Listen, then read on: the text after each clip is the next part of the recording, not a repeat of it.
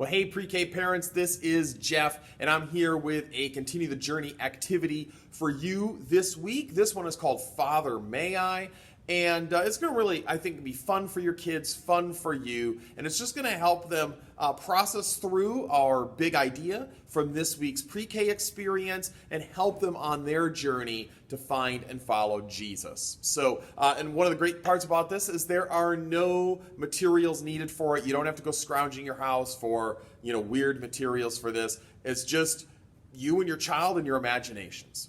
So it's based on the childhood game Mother May I, and some of us maybe grew up playing that. Some of us didn't. I always thought it was a really strange game. I always felt it was kind of rigged by the person who was the mother, right? So the idea behind this game is your kids start at one end of the room, and then depending on how they answer a question, they're allowed to take a step forward or not. And Mother May I, they're asking to take a variety of steps forward. Like I said, I always felt like the person who was mother kind of rigged it so that their friend could get to the other side of the room first. This one is going to not be rigged. Here's how it's going to work. So we learned in our experience, in our pre-K experience this week, that God helps us to make good choices. And we looked at a Bible story that featured a little kid named Samuel, and then kind of his adopted stepbrothers, who we actually don't get the name of. We just know that they were rotten to the core. And Samuel kind of had a choice. Was he going to follow the bad example? Was he going to show love to God by following God and doing the right things? So what you're going to do is you're going to have your kids stand on one end of the room with their back to the wall. And then you're going to let them know that if you say a bad choice, they can take 0 steps forward. But if you say a good choice, they can take 1 giant step forward.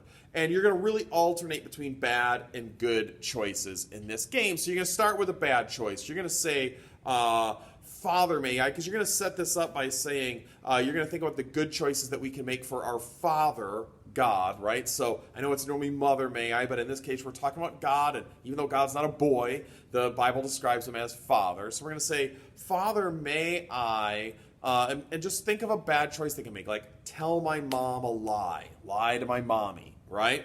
And that's obviously not a good choice, and so your child should not take any steps forward at that point. And then you're going to ask them, well, in that situation where you're tempted to say a lie, what would a good choice be? Which would obviously be telling your mom the truth, right?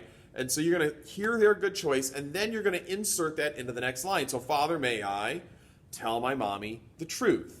And then you're going to say yes, and then they're going to take 1 giant step forward. And you're going to keep doing that. Give them a bad choice, allow them to fix it, and then give them that good choice until they reach the other side of the room. It's really up to you what those bad choices might be. It could be telling mom a lie. It could be pushing your brother when he pushes you. It could be disobeying your dad. It could be taking someone's toy. It could be eating a cookie that you said not to. Just think about what's meaningful to your child. What are some of the bad choices that they sometimes make? And use those in the examples. Personalize this just for them so that they can see that bad choice is not the thing that they should do to show God love. It should be the good choice that they think of, and they're rewarded by getting that step across the room. You can make the game more fun by putting a little snack on the side of the room so that they're actually progressing towards, some fruit snacks or something like that other than just a wall.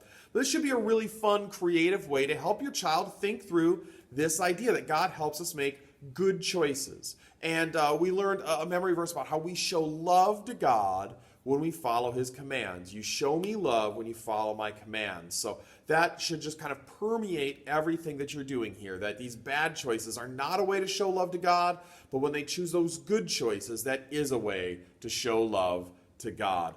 I was just thinking about Mark's message from the week as he talked about this kind of first chair, second chair, third chair living.